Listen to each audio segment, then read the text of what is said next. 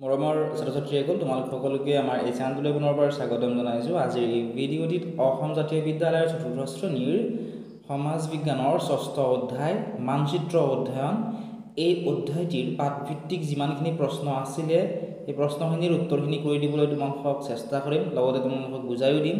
গতিকে ভিডিঅ'টি তোমালোকে মনোযোগেৰে শেষলৈকে চাই থাকিবা। প্ৰথমতে চোৱা প্ৰশ্নাৱলীৰ তোমালোকে চোৱা 1 নম্বৰত কি দিছে? 1 নম্বৰত দিছিল যে মানচিত্ৰ কাক বোলে।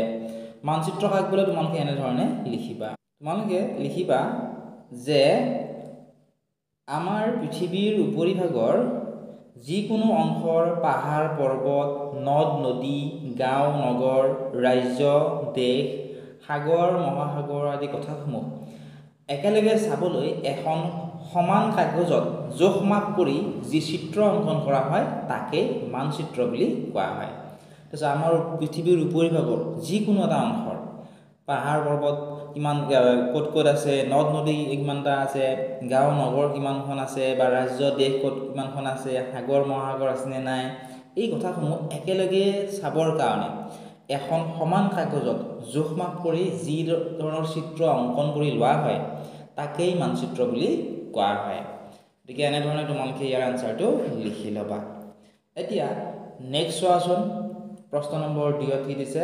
প্ৰশ্নটো আছিল যে সাধাৰণ মানচিত্ৰ কাক বোলে। সাধাৰণ মানচিত্ৰ কাক বোলে সুধিছে। গতিকে চোৱা এনেধৰণে লিখিবা যে যি মানচিত্ৰত পাহাৰ পৰ্বত নদ নদী সাগৰ মহাসাগৰ আদি প্ৰাকৃতিকভাৱে সৃষ্টি হোৱা বস্তুবোৰৰ লগত মানুহে সৃষ্টি কৰা গাঁও নগৰ জিলা ৰাজ্য কল কাৰখানা আদি দেখুওৱা হয় তাকে সাধাৰণ মানচিত্ৰ বুলি কোৱা হয়। এইটো তোমালোকে মনত ৰাখিবা। আৰু মনত ৰাখিবা যে মানচিত্ৰ বিভিন্ন ভাগত ভাগ কৰি লোৱা হৈছে। ঠিক আছে। বিষয়বস্তুৰ ওপৰত 3 প্ৰকাৰৰ মানচিত্ৰ অংকন কৰিব পাৰোঁ। সেয়া হৈছে সাধাৰণ মানচিত্ৰ, বিষয়ভিত্তিক মানচিত্ৰ আৰু এটা হৈছে বিশেষ মানচিত্ৰ। ইয়াতে আমাক সুধিছিল যে সাধাৰণ মানচিত্ৰ কাক বোলে।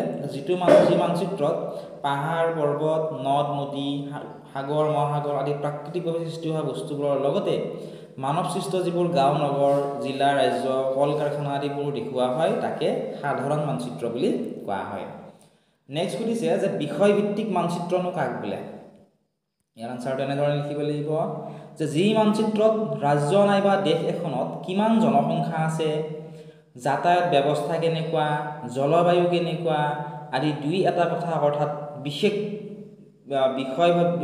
বিষয় বিশেষভাৱে দেখুওৱা হয় তাকে বিষয়ভিত্তিক মানচিত্ৰ বুলি কোৱা হয়।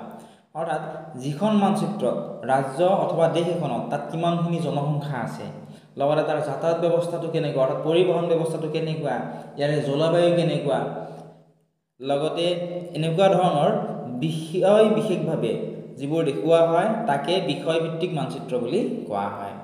নেক্সট কুৱেশ্যনটো আছিলে যে বিষয় মানচিত্ৰ কাক বোলে। আনচাৰটো তোমালোকে এনেধৰণে লিখিবা যে শিশুসকলৰ বাবে নতুনকৈ মানচিত্ৰ অংকন কৰিবলৈ শিকা লোকৰ বাবে বা যিসকল অন্ধ লোক আছে তেওঁলোকৰ বাবে কিছুমান মানচিত্ৰ বিশেষভাৱে অংকন কৰা হয় তাকে বিশেষ মানচিত্ৰ বোলে।